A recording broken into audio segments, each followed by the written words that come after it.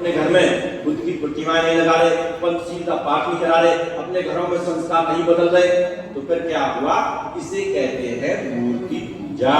इसी को कहते हैं कि जिसकी हम पूजा कर रहे हैं, जिसके गुणों का हम गुणगान कर रहे हैं, उसकी हम बात नहीं मान रहे, स्वीकार नहीं कर रहे, इसलिए उसको मूर्ति पूजा कहा जाता है। इसलिए उपासक और उपासिकाओं, हमको फिर क्या करना चाहिए? लास्ट बात, हमको करना ये चाहिए, हमें अपने जीवन में 3 बातों का पालन करना चाहिए। जाए ना कर थोड़ी देर बैठे, 5 मिनट और बस बात ना करें, 5 मिनट और बैठ जाए। 3 बातों को हमें पालन करना चाहिए।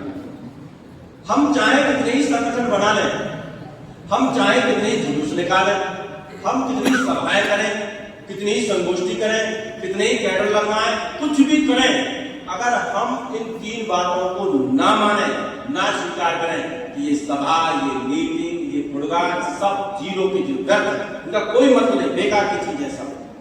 अगर हम 3 बातों को अपने जीवन में शामिल नहीं करते हैं, जिसमें से पहली बात क्या है? पहली बात यह है, अपने जीवन की सभी बुराइयों को त्याग करें। अपने जीवन की सभी बुराइयों को त्याग करें। अभी बुराई कैसे पता चलती है? इसके लिए मापदंड है। क्या मापदंड है?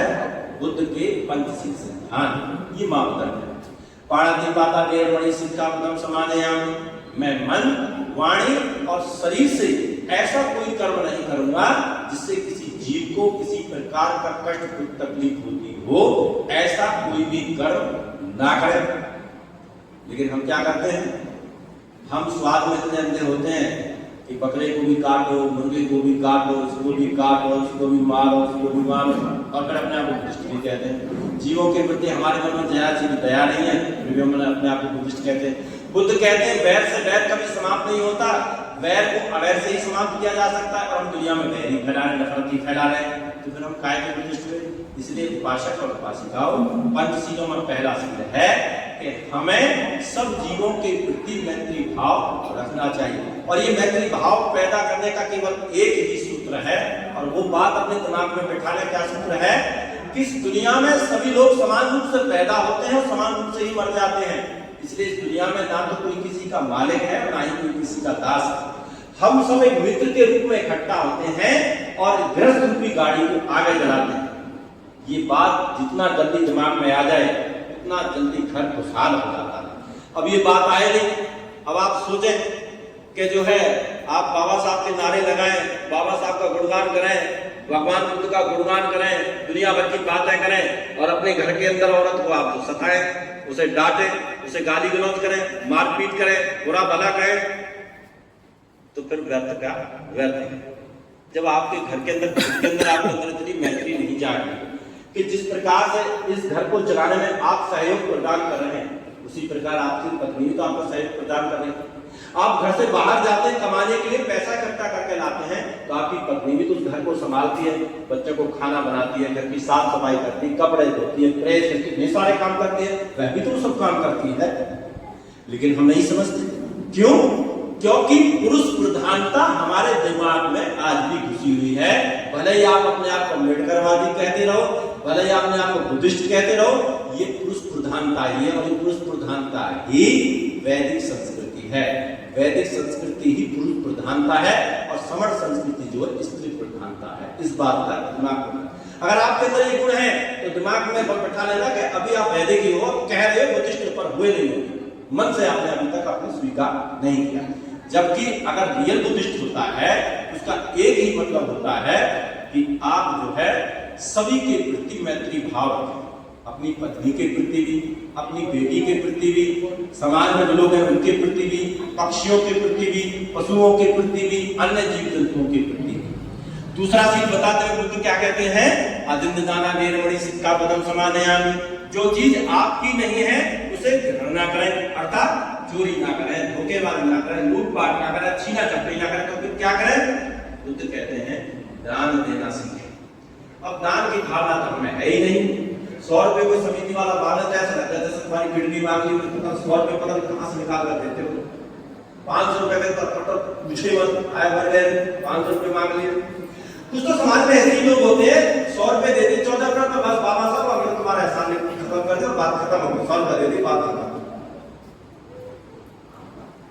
ये दान नहीं, ये दान नहीं होता। भूखे को भोजन खिलाना, प्यासे को पानी पिलाना, नंगे को वस्त्र देना और धनहीन को धन देना, यह तो दान है। लेकिन कब है? बिना बदले की भावना, बदले की भावना नहीं, देने को देने बात करनी है। लेकिन इन दान में भी एक दान सबसे बड़ा है, जिसे बुद्ध ने कहा धम्मदानं सप्रदानं। बुद्ध ने कहा धम्मदान ही सबसे बड़ा दान है। अब हम तो केवल एक शब्द तक अटके हुए, लेकिन कभी आपने सोचा है कि हम इतनी सारी चीजें इस्तेमाल करते हैं, हम मोबाइल इस्तेमाल करते हैं, ये फैन इस्तेमाल करते हैं, घरों में एसी होते हैं, आने जाने के लिए गाड़ी इस्तेमाल करते हैं, कपड़े पहने, दुनिया भर के भौतिक संसाधन इस्तेमाल करते हैं। क्या हमने कुछ बनाया है? कुछ नहीं बनाया हमने। हम बाजार में जाते हैं, खरीद के ले आते हैं, इस्तेमाल करते हैं, बात करते हैं। धम्मदान का मतलब होता है कि जब आप आईने के सामने खड़े हो तो अपने आप से प्रश्न करें, अपने बच्चों में आदतें डालें, प्रश्न करें, क्या मैंने इस दुनिया को कुछ दिया है? नहीं दिया है तो देने के बारे में सोचें। इसी को धर्मदान कहा जाता है। और वो देना क्या है? वो देना है आपके अंदर कोई भी गुण, जो आपके अंदर गुण है, उस गुण को विकसित करें और उसी गुण के माध्यम से इस दुनिया में अच्छाई सच्चाई को प्रचारित करना शुरू कर दें। जैसे बुराई फैली है, बुराई कैसे फैली है? बुराई जब तक दुनिया में टेलीविजन नहीं था, इतनी बुराई नहीं थी, लेकिन टेलीविजन के साथ इतना नंगापन समाज में शुरू हो गया जिसकी कोई लिमिट नहीं। आप परिवार के साथ ऐसी ऐसी फिल्में बनी शुरू हुई, परिवार के साथ देख लेंगे कितनी गंदी गंदी, यही पता नहीं चलता एडल्ट फिल्म कौन सी और सामान्य फिल्म कौन सी, पता नहीं चलता। लेकिन इसी माध्यम से अच्छाई भी फैलाई जा सकती है, खेल कृति के माध्यम से, चित्रकला के माध्यम से, गाने बजाने के माध्यम से, किसी भी प्रकार से कोई भी गुण आपके अंदर हो, उन गुणों के माध्यम से आप जो है इस दुनिया में जो है अच्छाई और सच्चाई को फैला सकते हैं। जिस दिन आपने अपने आप से प्रश्न कर दिया, ये मैं गारंटी दे रहा हूं आपको, जिस दिन आपने अपने आप से प्रश्न करना शुरू कर दिया कि मुझे भी इस दुनिया को देना है, उसी दिन से आपके अंदर से विज्ञान का जन्म होना शुरू हो जाएगा। फिर आप देने के बारे में शुरू करो। जिस दिन आपने ये शुरुआत कर दी तो ध्यान रखना एक बात, देने वाला सम्राट होता है और मांगने वाला भिखारी होता है। इसलिए भिखमंगेपन से बाहर निकलो, क्योंकि भिखमंगेपन की संस्कृति वैदिक संस्कृति है और सवर्ण संस्कृति सम्राटों की संस्कृति, जिन्होंने पूरी दुनिया को दिया, ज्ञान विज्ञान भी दिया, धन भी दिया, व्यापारी दिया। जहां पूरे यूरोप में लोग जंगली जीवन जीते थे, उस समय भारत की जो सभ्यता संस्कृति बहुत उत्कृष्ट थी, बहुत ऊंचे लेवल की थी। उन लोगों के आप वंशज हैं, उन सम्राटों के वंशज हैं, उन लोगों का खून आपकी रगों के अंदर दौड़ रहा है। इसलिए दुनिया को देना चाहिए। अगर कुछ नहीं दे सकते, कम से कम अपने आप को सुधार हो सकते हैं, कम से कम दूसरों को प्रेम तो दे सकते हैं, कम से कम दूसरों के साथ मैत्री का व्यवहार तो कर ही सकते हैं, इतना तो कर ही सकते हैं। उसमें तो कोई रुपया पैसा भी खर्च नहीं होता, इतना तो कर ही सकते। इतना भी आप कर पाए तो भी परिपूर्ण है। तीसरा सीख बताते हैं बुद्ध, कामेषु मिथ्याचारः वेरमणि सिक्खापदं समादयामि। पर पुरुष और पर स्त्री की तरफ बुरी भावनाएं या बुरी दृष्टि न रखें। बुद्ध क्या कहते हैं कि शादीशुदा होने पर सदैव एक पत्नी व्रत और एक पति व्रत का पालन करें। शादीशुदा ना होने पर सदैव ब्रह्मचर्य का पालन करें। पर पुरुष में सदैव एक पिता, एक भाई, एक पुत्र के रूप में देखें, और पर स्त्री को सदैव एक माँ, एक बहन, एक बेटी के रूप में देखें। चौथा सीख बताते हुए कहते हैं, मुसावादा वेरमणि सिक्खापदं समादयामि। मुख से झूठ ना बोले, गाली गलौज ना करें, चुगली चपाटी ना करें, व्यर्थ की बात ना करें। तो फिर क्या करें? बुद्ध कहते हैं सच बोलना सीखें, दूसरों का सम्मान करना सीखें, आदर करना सीखें, किसी को मन को बेकार में दुखी ना करें। कोई बात कहनी भी सच को तो सही से कहना सीखें। जैसे कुम्हार होता है, घड़ा बनाता है तो एक हाथ पही पर लगाता है और एक हाथ से थपकी मारता है ताकि घड़ा बन भी जाए और टूटे भी नहीं। किसी कोई बात समझानी है पूरी मैत्री के साथ, पूरे प्रेम के साथ उसको समझाएं, अपने पूरे दोस्ती के संबंध, रिश्तेदारी के संबंध का हवाला देकर समझाएं, तब उसकी बात समझ में आ सकती है। आप किसी को व्यंग कसें, कमेंट कसें, उल्हाना दें, गालियां दें, धिक्कारें, इससे कोई बदलता नहीं है, बल्कि इससे समाज में नफरत पैदा होती है। इसलिए उपासक और उपासिकाओं, आस पड़ोस में रिश्तेदारी में कहीं कोई दुर्घटना घट जाती है, कभी भी उनका मजाक ना उड़ाएं।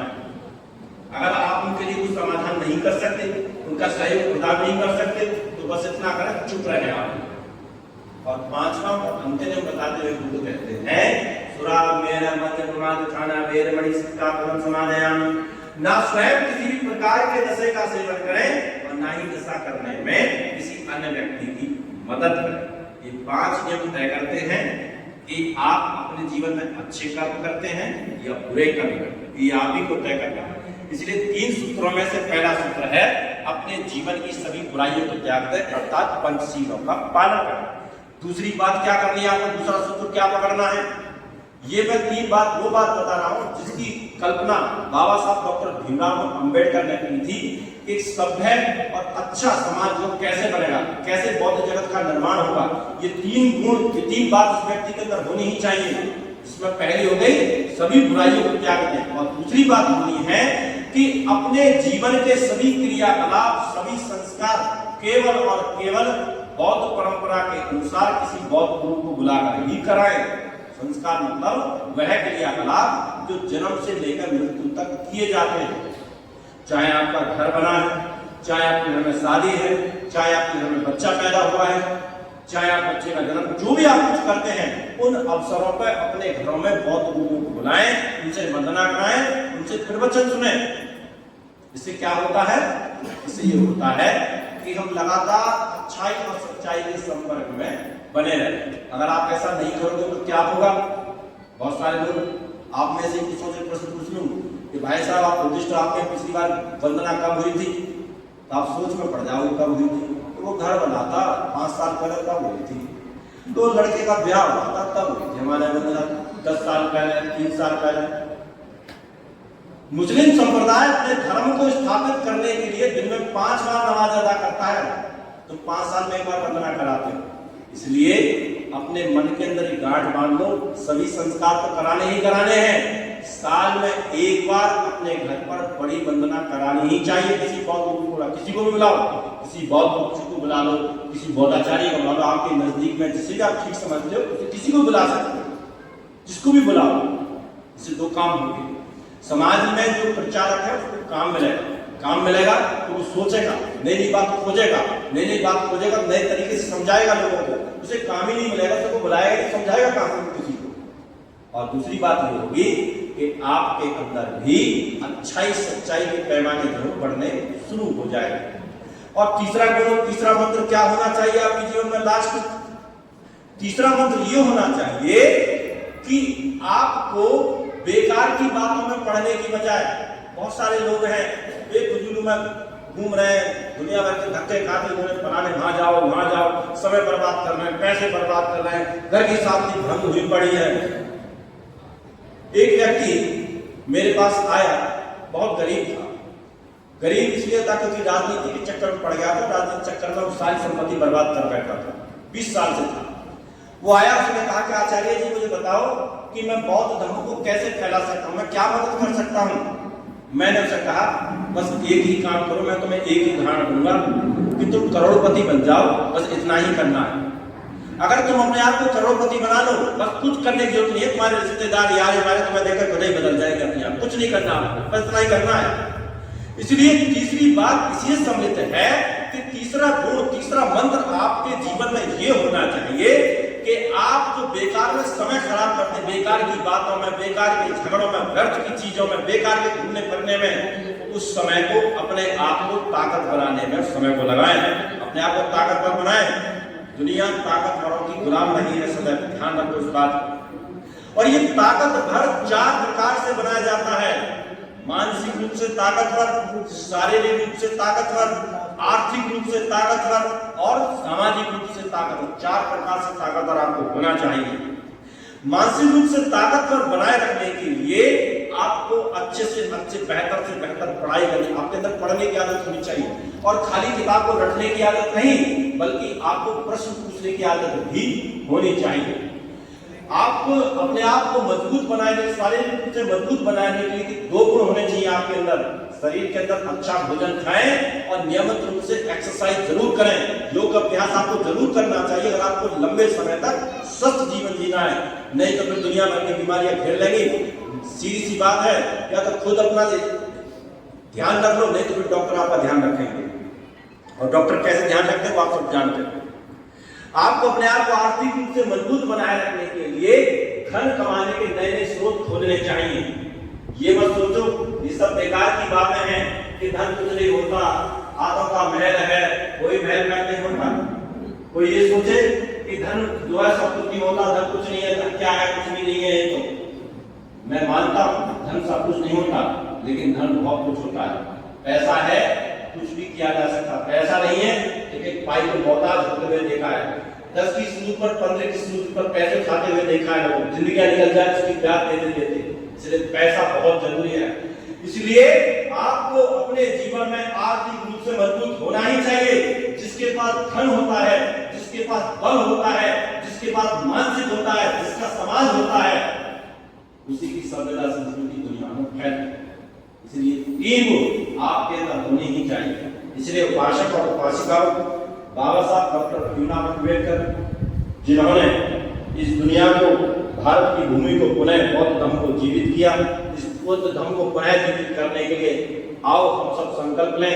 इन 3 मंत्रों को, इन 3 बातों को, इन 3 गुणों को हम अपने जीवन में पालन करें और पालन करें। फिर देखो सभ्यता संस्कृति जैसा हम चाहते हैं वैसा होना अपने आप ही शुरू हो जाएगा। ऑटोमेटिक सब कुछ अपने आप होगा, सब कुछ अपने आप ही होता है। क्यों होता है? क्योंकि बुद्ध कहते हैं इस दुनिया में कोई भी घटना अपने आप नहीं घटती है, हर एक घटना के साथ दूसरी घटना जुड़ी हुई है। अगर आप अमीर बनेंगे, अगर आप ताकतवर बनेंगे, तो आपको देखकर आपका पड़ोसी खुद ही बदलना शुरू हो जाएगा। आपके बहन भाई चाचा ताऊ खुद ही आपको देखकर बदलना शुरू हो जाएंगे। आपके रिश्तेदार आपको देखकर खुद ही बदलना शुरू हो जाएंगे। जैसे आप रोड पर किसी लड़के को देखें, बॉडी बिल्डिंग में मजबूत शरीर बन रहा हो, तो कमजोर सा लड़का हो वह भी देखो मैं भी जिम जाएगा, मैं भी अपनी बॉडी से बनाऊंगा। ऐसे उसके मन के अंदर ख्याल पैदा होने लगते हैं। उसने कहा नहीं किसी को, लेकिन उसे देखकर अपने आप ख्याल पैदा होने लगते हैं। ये ख्याल पैदा होने ही चाहिए। यही बुद्ध का शासन है। ऐसे ही गुण हमारे अंदर होने ही चाहिए। इसलिए उपासक और उपासिकाओं, जो बात मैंने बताई, जो मैंने कोशिश की है, मुझे उम्मीद है आप उन बातों का पालन करने का प्रयास करेंगे। थोड़े थोड़े आप सब लोग नजदीक आ जाए। जो पीछे बैठे ना कुर्सियों पर, वो सभी नीचे बैठ जाएगा, किसी को ज्यादा दिक्कत नहीं है। सब नीचे आ जाए, आगे जाओ।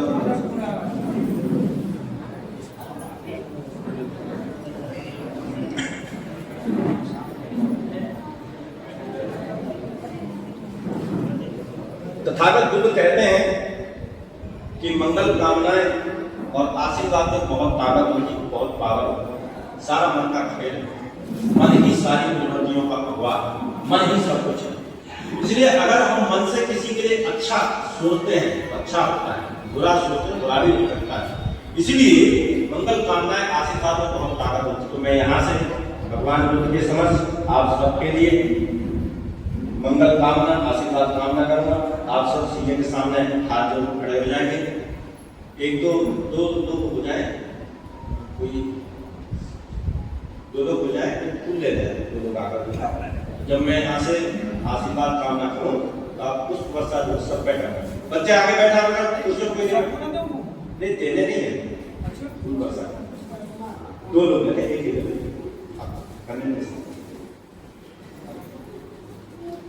एक उधर खड़े हो जाओ, एक उधर खड़े हो जाओ, बाकी सब बैठ जाओ। सब सीधे के सामने हाथ जोड़कर बैठो और सब अपनी आंखें बंद रखो। 3 क्षण बैठने के लिए किसी को आंख नहीं खोलनी है, बिल्कुल भी शांत एकांत बैठना है। ऐसे मन में भावना रखनी है कि सामने जो भगवान बुद्ध की प्रतिमा रखी हुई है, यह बुद्ध की प्रतिमा नहीं, स्वयं बुद्ध ही है और हमें आशीर्वाद कामना कर रहे, दे रहे, हमें मंगल कामना दे रहे। तो आप सब शांत होकर बैठ जाए, आंखें बंद रखें, हाथ जोड़कर बैठें। जब मैं यहाँ से चल के चीजें डालूं तभी आप लोग की पत्नियां सब पर डाल दो। बैठ जाओ बेटा, नीचे बैठो। अरे छोटे बच्चे घूम के रहो बेटा, आगे बैठ जाओ।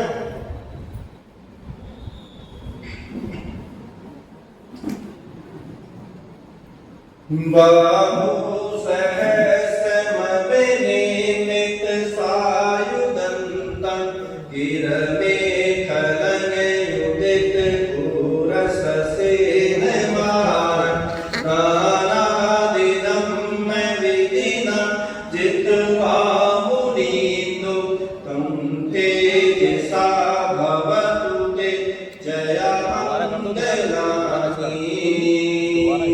जिन भगवान बुद्ध ने हथियारों से धारण किए हुए सहज भुजा वाले गिरवेल खला नामक हाथी पर चढ़े हुए अत्यंत भयानक वायुसेना को अपने दान आदि धर्म के बल से जीत लिया हो, उन भगवान बुद्ध के प्रताप से आपका मंगल हो।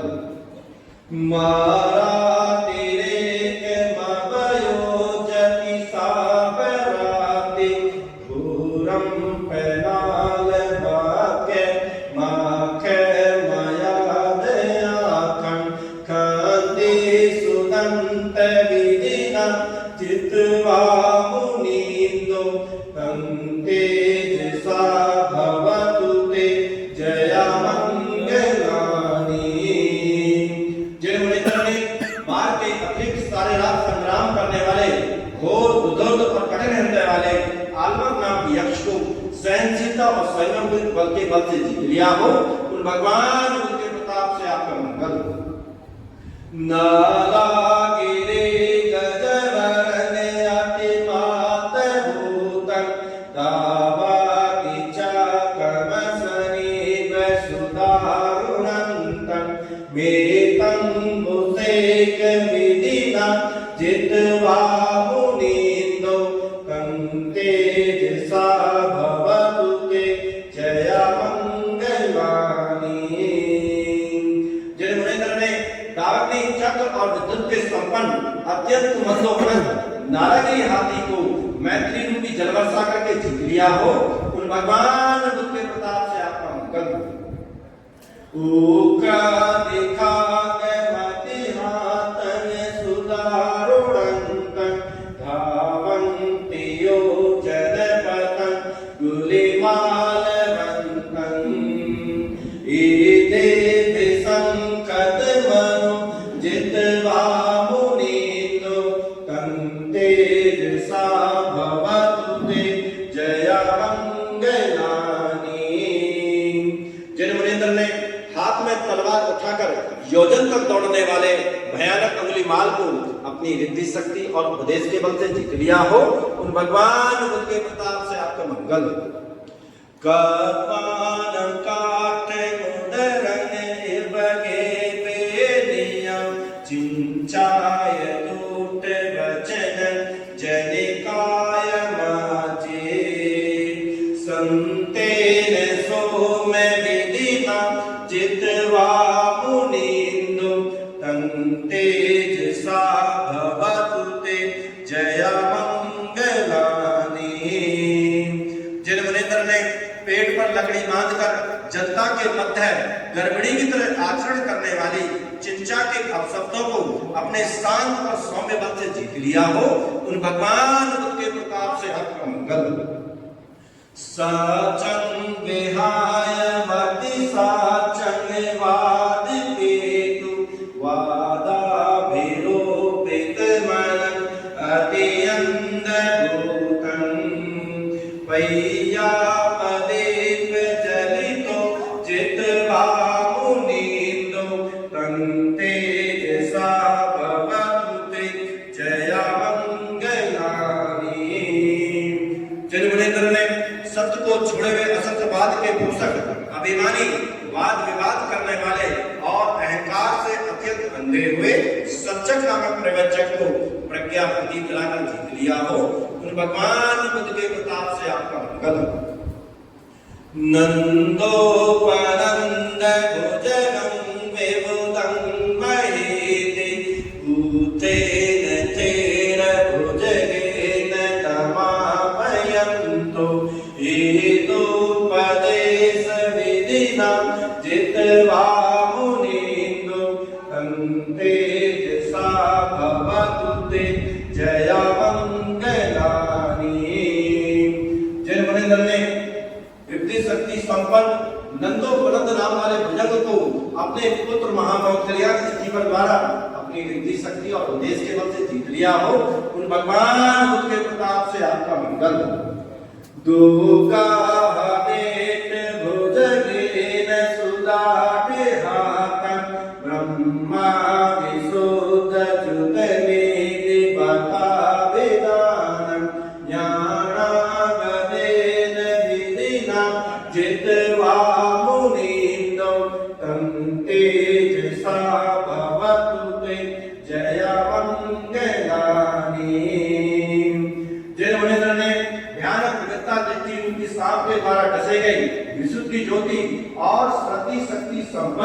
भगवान ज्ञान रूपी औषधि देकर जीत लिया हो, उन भगवान बुद्ध के प्रताप से आपका मंगल। सारे जुल्म उठा दो।